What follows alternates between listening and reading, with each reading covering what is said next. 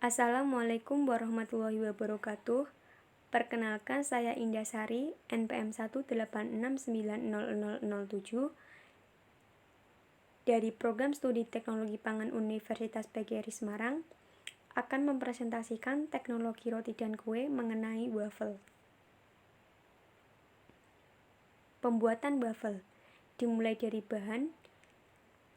Berikut adalah resep 2 wafel, di mana ada 250 gram terigu, 1,5 sendok teh baking powder, 3 sendok makan gula pasir, kemudian ada ragi, berikutnya ada 30 gram mentega tawar, selanjutnya ada 345 ml susu, 2 butir telur, dan setengah sendok teh garam.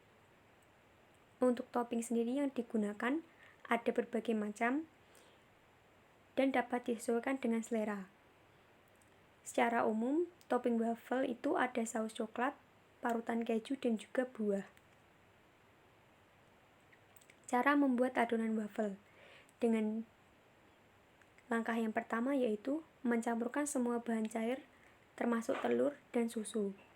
Biasanya pada bahan cair ini gula juga ditambahkan dan juga pada ragi juga ditambahkan agar ragi dapat mendapatkan nutrisi. Kemudian mencampurkan bahan cair ke dalam bahan kering. Bahan kering yang dimaksud adalah tepung terigu. Yang selanjutnya pencampuran adonan hingga terbentuk adonan yang sangat bagus yang selanjutnya siap dipanggang.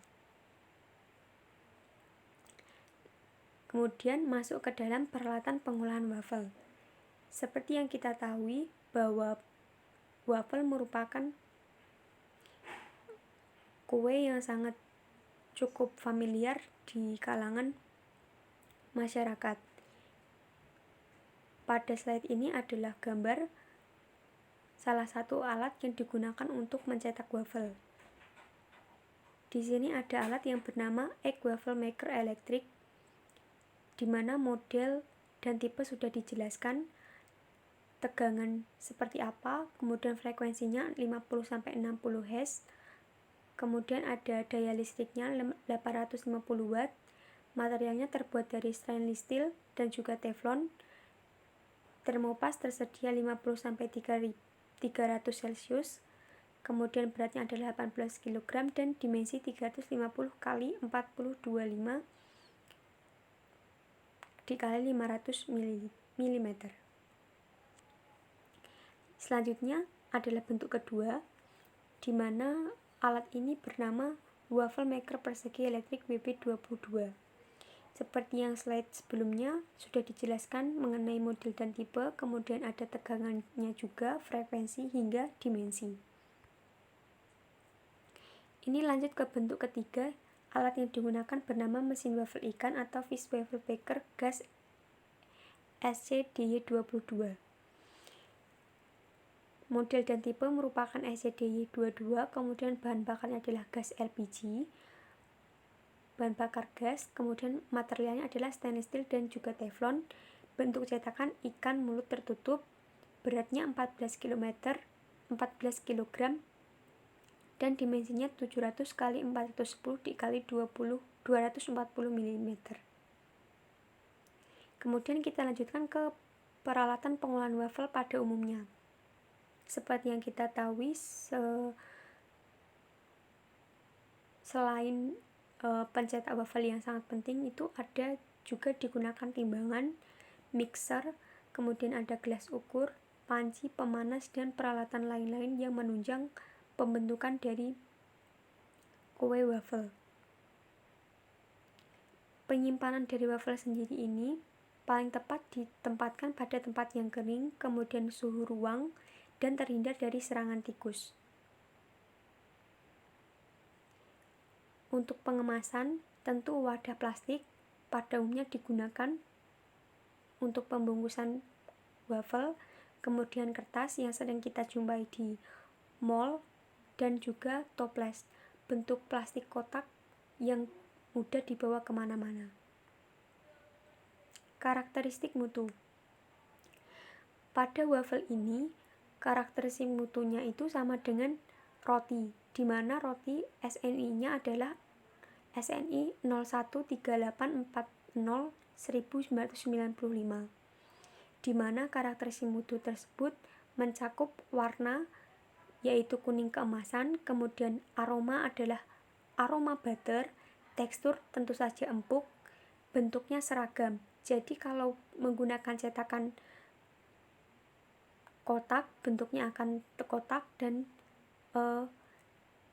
berikutnya mengikuti. Kalau menggunakan cetakan yang fish, bentuknya tentu akan ikan dan seragam.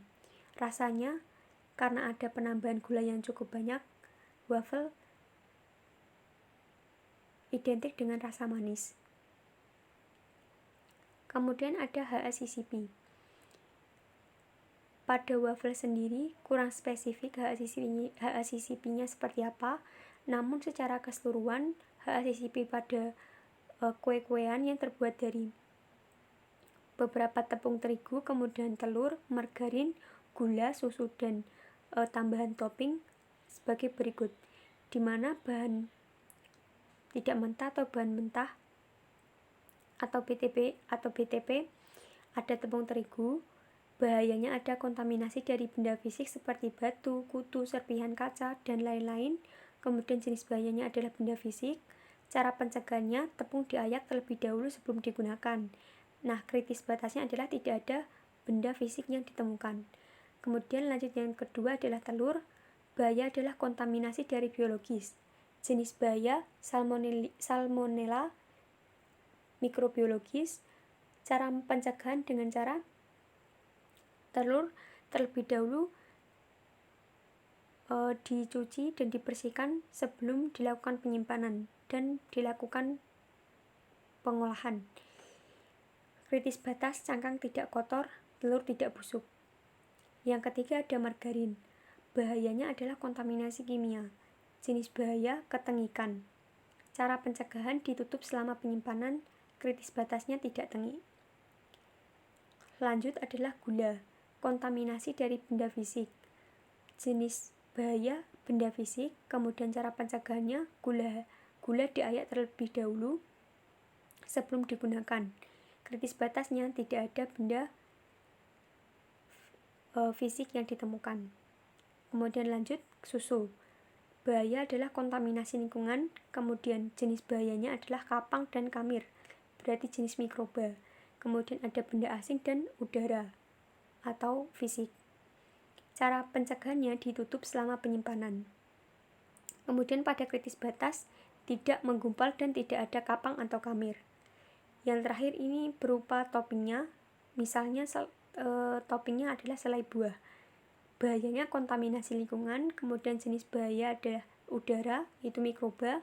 Cara pencegahannya dengan ditutup selama penyimpanan.